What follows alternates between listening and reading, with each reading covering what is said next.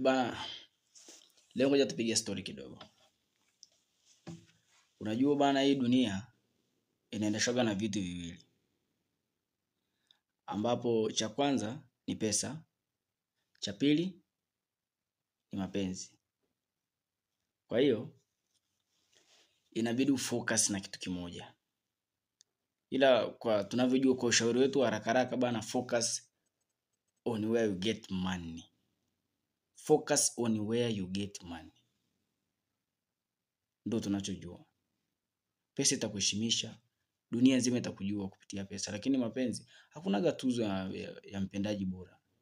Ila kuna tuzo ya wafanyabiashara bora. Kuna tuzo ya tajiri namba 1 duniani. So unajua. So inabidi ufocus kwenye kutafuta pesa zaidi na zaidi.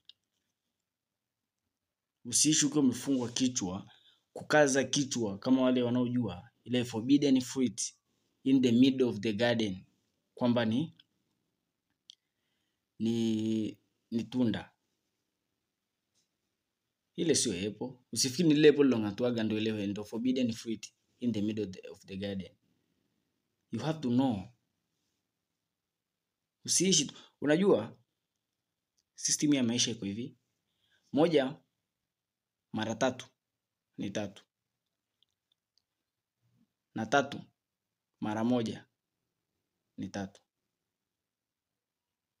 Ila usiapply kwenye dozi ndugu yangu.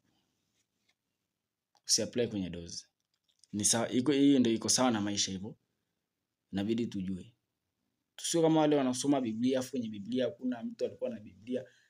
Mambo ni mengi. So you have to know your position. Jiposition mapema kama umeamua kufocus kwenye biashara, umeamua kufocus kwenye nini, but chochote unachofanya never stop. Yaani usichoke kukifanya. Fanya it, do it. Do it more and more. Do more. Yaani fanya sana yani. Usichoke. Humility goes a long way. Never stop learning. Never ever stop learning. Never. Kila siku hakikisha umesoma kitu kipya before you get to the bed. Thank you. See you next time. Na usisahau kusubscribe kwenye channel yetu pendwa.